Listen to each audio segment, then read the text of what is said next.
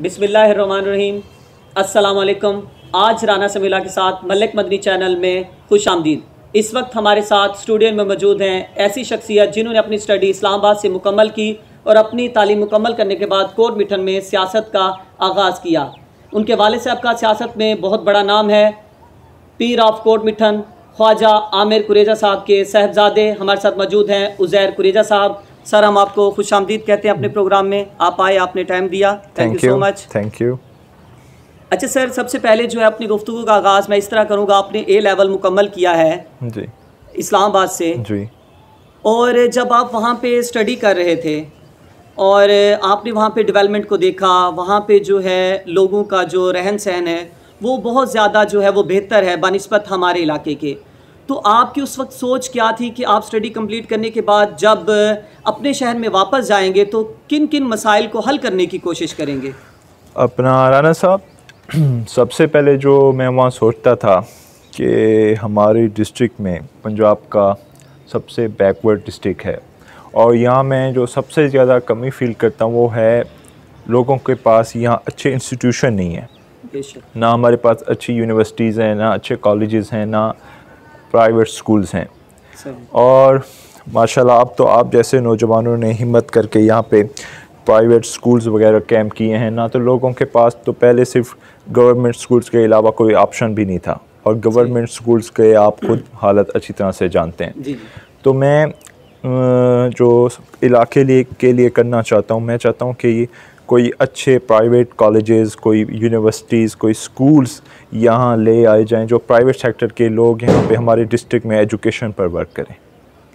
اور انشاءاللہ میری کوشش ہے, میری 2-3 جو اچھے کالجز ہیں ان سے بات بھی ہوئی ہے کہ میں ان سے ریکویسٹ کر رہا ہوں کہ وہ اپنی جو کالجز کی چین ہے وہ یہاں ہمارے علاقے میں لیں تاکہ ہمارے لوگوں کو, ہمارے نوجوان بھی اچھی طرح سے ایجوکیشن حاصل کر سکیں اور آگے جا کر کچھ بن سکیں. اچھا سر, جس طرح آپ نے ایجوکیشن کی بات کی ہے تو ہمارے ہاں جو ہے وہ ایک اور کمپین بھی جو ہے وہ نوجوانوں کے اندر اویئرنیس آ گئی ہے کہ یونیورسٹی کی ڈیمانڈ کر رہے ہیں. تو ایک یونیورسٹی کا جو ہے یہاں پہ سنگ بنیاد رکھا گیا تھا, آپ کو پتہ ہے, وہی یونیورسٹی جو ہے وہ آج اسلام آباد کے اندر ہے. تو اس کے پیچھے جو ہے وہ بہت ساری باتیں ہیں, بہت سارے جو ہے وہ قصے ہیں کہ کس طرح جو ہے وہ اس کے پیچھے کہا جاتا ہے کہ سیاسی بیک گراؤنڈ بھی ہے جس کی وجہ سے وہ یونیورسٹی یہاں پہ نہیں بن سکی. چلیں جو وہ نہیں بن سکی, لیکن اس وقت جو یونیورسٹی کی ضرورت ہے اور جو سیاسی پارٹیز ہماری ہیں اور ہمارے نمائندے جو ہیں وہ آج قومی اسمبلی میں, صوبائی اسمبلی میں بیٹھے ہیں, کیا وہ کوشش کر سکتے ہیں یہاں پہ یونیورسٹی لے کر آ سکتے ہیں؟ ہمارا جو ڈسٹرکٹ ہے راجن پور, ماشاءاللہ یہاں سے پاکستان تحریک انصاف نے کلین سویپ کیا ہے اور 3 ان کے MNAs ہیں اور 5 ان کے MPAs ہیں. تو میری ان سے بھی یہی ریکویسٹ ہے کہ وہ عمران خان صاحب کافی دفعہ راجن پور کا وزٹ بھی کر چکے ہیں, ان سے وہ ڈیمانڈ رکھیں کہ وہ ان کو چاہیے کہ وہ یہاں یونیورسٹی لے کر آئیں. راجن پور میں بہت زیادہ یونیورسٹی کی ضرورت ہے اور یہ آج سے نہیں 40-50 سال سے یہی ہمارا مطالبہ ہے. ماشاءاللہ پہلے نشتر گھاٹ کا تھا, وہ اب بن گئی ہے. اب یونیورسٹی کے سردار صاحبان کو بھی چاہیے کہ وہ خان صاحب سے ڈیمانڈ کریں, چیف منسٹر پنجاب عثمان بزدار صاحب سے ڈیمانڈ کریں کہ وہ راجن پور کو یونیورسٹی دیں اور لوگوں نے جو ان کو ووٹ دیا ہے ان کے ووٹ کا وہ حق ادا کریں. جی بالکل ٹھیک کہا, کیونکہ کہا جاتا ہے کہ ایک اعداد و شمار ہے کہ مڈل لیول سے لے کے گریجویشن لیول تک ہمارے جو اسٹوڈنٹ جو ہر سال جو یعنی کہ پڑھتے ہیں ان کی تعداد تقریباً جو ہے وہ 5 لاکھ سے زیادہ ہے. تو آپ دیکھیں اتنی بڑی تعداد ہے تو ان کے لیے یونیورسٹی بہت زیادہ ضرورت ہے اور یہی اسٹوڈنٹ جو ہے وہ دور دراز علاقوں میں جاتے ہیں اپنی اسٹڈی مکمل کرنے کے لیے. اور بہت سارے نوجوان یا بہت ساری ہماری جو بچیاں ہیں, فیمیلز ہیں, وہ اپنی جو فنانشیل ایشوز کی وجہ سے اور کلچرل بیریئرز کی وجہ سے جو ہے وہ باہر جو ہے وہ اپنی اسٹڈی کمپلیٹ نہیں کر سکتے. تو آپ کی اچھی سوچ ہے کہ آپ نے جو ہے وہ اس کے حوالے سے بھی کوشش کر رہے ہیں. مزید میں یہ پوچھنا چاہوں گا کہ آپ نے ایک اپنا گروپ تشکیل دیا ہے, تو اس گروپ کا نام ہے خواجہ فرید عوامی گروپ. تو اس کا منشور کیا ہے, کیا شیئر کرنا چاہیں گے آپ؟ اپنا رانا صاحب, یہ جو میں نے خواجہ فرید عوامی گروپ تشکیل دیا تھا, میرا جو سب سے مین ٹارگٹ ہے کہ ہماری جو شہر کوٹ مٹھن کی یوتھ ہے اسے امپاور کرنا. یوتھ کا میں سمجھتا ہوں کہ کوٹ مٹھن کی سیاست میں کوئی کردار نہیں ہے یا انہیں اس مطلب کردار میں آنے ہی نہیں دیا جاتا. اور سیاست کا تو یوتھ کو اس طرح کہا جاتا ہے کہ وہ سیاست سے دور رہیں, یہ ان کا کام نہیں ہے, ایجڈ ہو جائیں گے تو وہ پھر سیاست کی میں آپ کو بتاتا ہوں میں جب یہ گروپ تشکیل دے رہا تھا تو ہمارے مطلب کہ لوگوں کی ایک وہ مائنڈ سیٹ بنا ہوا ہے. میرے جو گروپ کے وہ سینئر رہنما، میں اگر کسی نوجوان قیادت کو، کسی نوجوان کو آگے لے کر آنے کی کوشش کرتا ہوں تو مجھے شدید مزاحمت کا سامنا کرنا پڑتا ہے کہ کہتے ہیں کہ یہ آج کل چھوڑیں کو کیا پتہ، اس طرح کا طرز عمل بہت افسوسناک ہے. لیکن میرا خواجہ فرید عوامی گروپ کا بنانے کا مقصد یہی ہے کہ میں، جیسے آپ ہیں رانا سمنی صاحب، یا ہمارے مدنی عادل صاحب ہیں، رانا ریاض قیوم ہے، یا میاں عربی خواجہ صاحب ہیں، یا رانا اپنا فران گوپانگ ہے، اس طرح کے نوجوانوں کو میں اس طرح کی شہر کو ایسی لیڈرشپ دینا چاہتا ہوں کہ جو مطلب کہ روایتی لوگوں سے ہٹ کرو، وہ اپنے شہر کے لیے کچھ کرنا چاہتے ہوں جیسے میں کرنا چاہتا ہوں. اور میرا یہی ٹارگیٹ ہے، اور انشاءاللہ میں جب الیکشن ہوں گے تو خواجہ فرید عوامی گروپ نوجوان جو لیڈر ہیں ان کو آگے لے کر آئے گا. میرا یہ ہار جیت سے میرا مقصد نہیں ہے، میں نوجوانوں کو امپاور کرنا چاہتا ہوں، امپاور میں آئیں اور وہ اپنے شہر کی ترقی میں کردار ادا کریں. اور میں نوجوانوں سے بھی یہی اپیل کرنا چاہتا ہوں کہ آپ جب تک سیاست کا حصہ نہیں بنیں گے آپ کے مسائل حل نہیں ہو سکتے. آپ کے جیسے آپ کے نوکریوں کے مسائل ہیں، آپ کے اسٹیڈیم کے مسائل ہیں، آپ کے اور ایجوکیشن کے مسائل ہیں، جب تک آپ سیاست میں نہیں آئیں گے یہ آپ کے مسائل حل نہیں ہو سکتے. یہاں جو لوگ بنتے ہیں ہر کوئی اپنے ذاتی مفادات کے لیے بنتا ہے، اپنے فائنینشیل بینیفٹس کے لیے بنتا ہے. جب وہ الیکٹ ہو جاتے ہیں تو نوجوانوں کو تو بالکل ایسے اگنور کر دیا جاتا ہے، ان کی کوئی بات نہیں سنی جاتی، نہ ان کے مسائل پر کوئی توجہ دی جاتی ہے. میرے شہر کی ساری سیاست اس پر ہوتی ہے کہ اسٹینڈ کہاں لگنا چاہیے، میلہ گراؤنڈ کے پیسے کون لے گا، وغیرہ وغیرہ. آپ باتیں سب آپ جاتے ہیں، جو اجتماعی ایشو ہیں اس پر کوئی بات نہیں کرتا. اور میرا گروپ کا مقصد یہ ہے جب انشاءاللہ کہ میں یوتھ کو آگے لے کر آؤں گا. اچھا، آپ یوتھ کو آگے لے کر آنا چاہتے ہیں، لیکن آپ کی یوتھ سلیکشن کیا ہے کہ یوتھ کیسی ہونی چاہیے، کہ اس کے اندر جو ہے یوتھ کے کیا وہ ایجوکیٹڈ ہو یا اسکلفل ہو، یا وہ جو ہے وہ سیاست کا نالج جانتے ہوں، تو اس قسم کی یوتھ کو آگے لے کے آنا چاہتے ہیں، یا وہ یوتھ جو آلریڈی جو ہے وہ اپنے محلے کے اندر، اپنے وارڈ کے اندر ایکٹیو ہے، کام کر رہی ہے؟ کس قسم کی سلیکشن آپ کی یوتھ کے حوالے سے ہے؟ سلیکشن یہ ہے کہ جو ہم ہوں گے کونسلر کی سطح پر جو ہم امیدوار لائیں گے انہیں ہمارا ایک بورڈ ہوگا جو سلیکٹ کرے گا کہ کونسلر کون ہوگا. اور باقی جو میرے گروپ میں کسی کو بھی، چاہے وہ ایجوکیٹ ہے یا اس کی ایجوکیٹ نہیں ہے، تو وہ میرے گروپ میں آ سکتا ہے. یہ کوئی پابندی نہیں ہے، بس وہ اپنے شہر کے لیے کچھ کرنا چاہتا ہو، پیشن ہو اس کے اندر، کچھ کرنا چاہتا ہو، وہ آ سکتے ہیں. ان دا اینڈ ہم پھر دیکھیں گے کہ کون سا امیدوار، کون سا نوجوان اپنے وارڈ کے لیے یا اپنے ایریا کے لیے موزوں ہے تو ہم اسے امیدوار لیں گے. باقی میں شہر کے سارے نوجوانوں سے اپیل کرتا ہوں کہ میں شہر کے لیے، شہر کے سسٹم کو آپ سب چینج کرنا چاہتے ہیں، لیکن میں اکیلا کچھ نہیں کر سکتا. نوجوانوں سے میں اپیل کروں گا کہ وہ میرا ساتھ دیں، اور انشاءاللہ ہم شہر میں تبدیلی لے کر آئیں گے. اور تبدیلی ایسی ہوگی کہ نوجوانوں کو پتہ چلے گا کہ ان کے مسائل حل ہو رہے ہیں، یہاں کوئی ذاتی مفادات کی سیاست نہیں ہو رہی، یہاں کوئی پیسے نہیں بنائے جا رہے. انشاءاللہ اگر سارے نوجوان کا شہر کے مل کر میرا ساتھ دیں گے تو انشاءاللہ تبدیلی آئے گی. اچھا، یہ ہے کہ آپ چیئرمین کے لیے جو ہے وہ ڈائریکٹ الیکشن لڑنا چاہتے ہیں؟ میں اپنا رانا بھائی آپ کو بتاؤں، میں ایسا گروپ تشکیل دینا چاہتا ہوں مطلب کہ وہاں سب ایکول ہوں. میں نہ کہوں کہ میں چیئرمین ہوں، میں آپ کا لیڈر ہوں، ہم سب اس گروپ میں ایکول ہوں، اور ہم سب ان دا اینڈ فیصلہ کریں ووٹنگ کے ذریعے. گروپ میں بھی ڈیموکریسی ہونی چاہیے کہ گروپ فیصلہ کرے کہ رانا سمی صاحب چیئرمین کے امیدوار ہوں گے، یا عزیر کوریجہ ہوں گے، یا کوئی اور ہوگا. میں خود کو تھوپنا نہیں چاہتا نوجوانوں پر کہ میں ہی آپ کا چیئرمین ہوں. ہو سکتا ہے مجھ سے اچھے نوجوان ہوں. ان دا اینڈ ہم فیصلہ کریں گے کہ کون سا، آپ لوگ مطلب جو گروپ کا حصہ ہوں گے نوجوان، وہ فیصلہ کریں گے کہ کون سا امیدوار چیئرمین کے لیے ٹھیک رہے گا. اگر نوجوانوں کو کہا کہ آپ لڑیں تو میں لڑوں گا. اگر انہوں نے کہا کہ آپ نہ لڑیں، کوئی اور امیدوار اچھا ہے تو.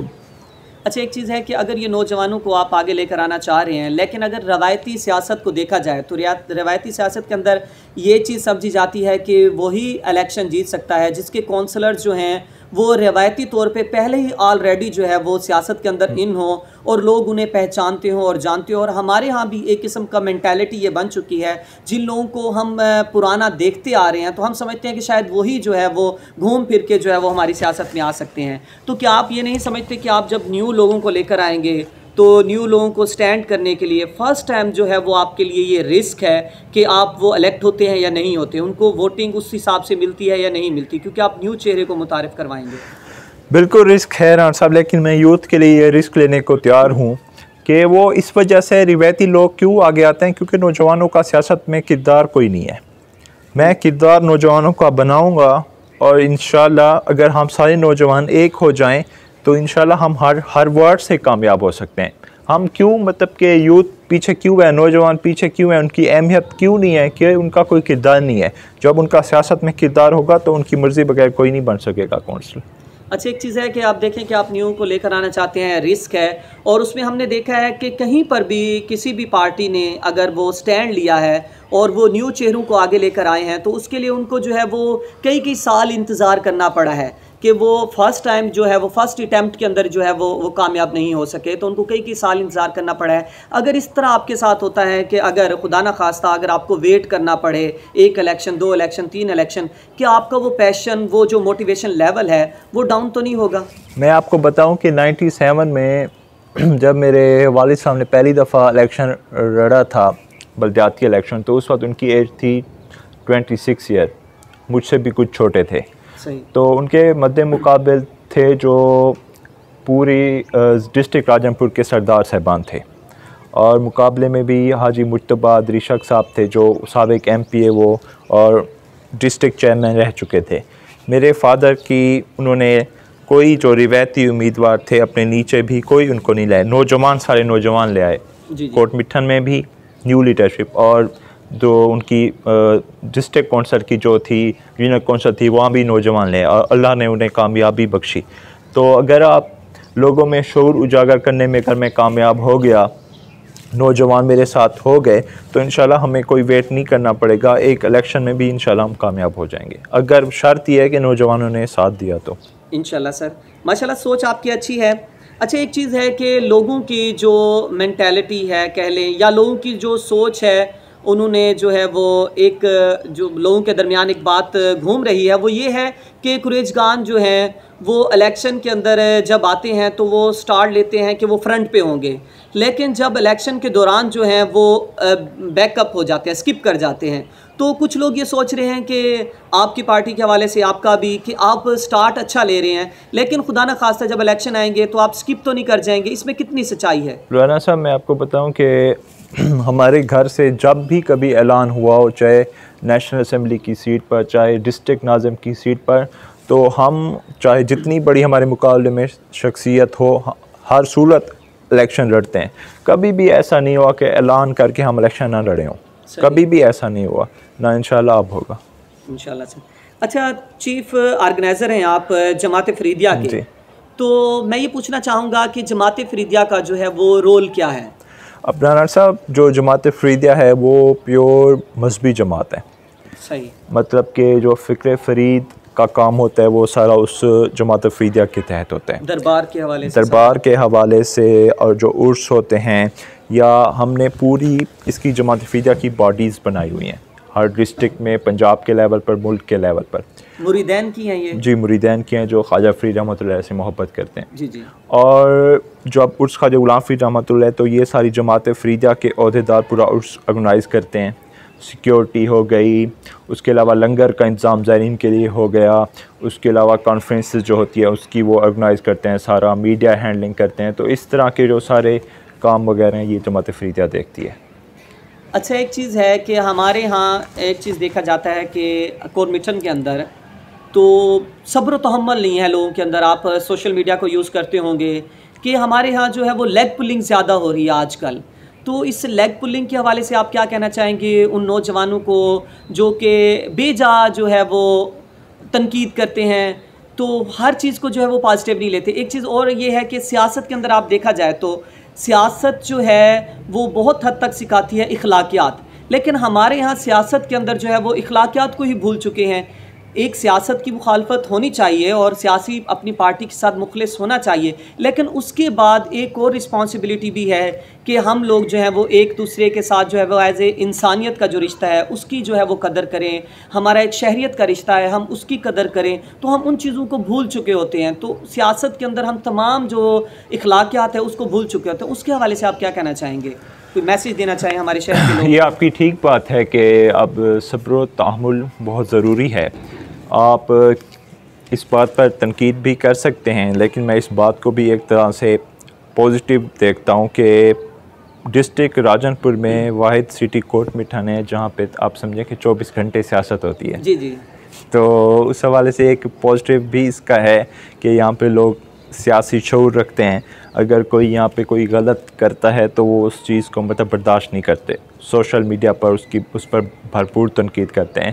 لیکن تنقید کرنے کے ساتھ ساتھ ان کو اخلاقیات کا بھی خیال رکھنا چاہیے. کوئی ایسی بات نہ کریں جو اخلاقیات کے زمرے میں سے نیچے آتی ہو. تو میرے نوجوانوں سے یہی اپیل ہے کہ وہ کوئی غلط کام اگر کوئی کر رہا ہو تو تنقید کریں، لیکن اس پر ذاتی حملے نہ کریں. اچھا، ایک چیز ہے کہ ہمارے کورٹ مٹھن کے اندر ماشاءاللہ سے جو ہے وہ بہت ہی اچھے لوگ ہیں. اوور آل اگر دیکھا جائے تو ادر علاقے جو ہیں، دوسرے شہر جو ہیں، ان سے ہمارا کورٹ مٹھن جو ہے وہ کافی حد تک جو ہے وہ بہتر ہے. لوگ اگر تنقید کرتے ہیں، اخلاقیات کا جو ہے وہ خیال نہیں کرتے، لیکن پھر بھی جو ہے وہ پرامن لوگ ہیں. لیکن ایک چیز ہے کہ منافق ہر جگہ پہ پائے جاتے ہیں، اور منافق کے حوالے سے جو ہے وہ قرآن جید میں بھی فرمایا گیا ہے اور حدیثیں بھی ہیں منافق کے حوالے سے. کیا آپ اپنی صفوں کے اندر، اپنی ٹیم کے اندر کیا اس چیز کے اوپر بھی غور کرتے ہیں کہ منافق لوگ بھی تو شامل ہو سکتے ہیں جو ان ٹائم جو ہے وہ آپ کو دھوکہ دے سکیں؟ کیا ایسا؟ رانا صاحب، میری جو عادت ہے میں لوگوں کو جج نہیں کرتا. مطلب کہ اگر کوئی آپ کے بارے میں کہہ رہا ہو کہ مجھے رانا سمی صاحب آپ مجھے نئے آ کے ملیں، اگر کوئی میرے ساتھ پرانا ٹھہرا ہو وہ کہ رانا سمی صاحب اچھے بندے نہیں ہیں، یہ اپنا ہمارے ساتھ کوئی فراڈ کریں گے، کوئی دھوکہ کریں گے یا ہمارے ساتھ منافقت کریں گے، میں اس چیز پر اعتبار نہیں کرتا. جب ٹائم آئے اگر کوئی جب دھوکہ دے تو پھر میں اس بات پر جب ہوں تو ان کو اس وقت پیچھے کر دیتا ہوں. لیکن اس سے پہلے میں کسی کو جج نہیں کرتا کہ یہ منافقت کرے گا، یہ کیا کرے گا. مجھے میں نیگیٹیو بھی پازیٹیو بھی کہہ سکتے ہیں، میں ٹرسٹ ایزیلی کر لیتا ہوں کسی پر بھی. صحیح، ماشاءاللہ. اچھا، ایک اور چیز کہ ہمارا چینل، آپ یہاں پہ آئے، ملک مدنی ہمارا چینل ہے، آپ کو ہمارا چینل، ہمارا اسٹوڈیو کیسا لگا اور یہ ہمارا پروگرام آپ کو کیسا لگا؟ اس حوالے سے آپ کیا کہنا چاہیں گے؟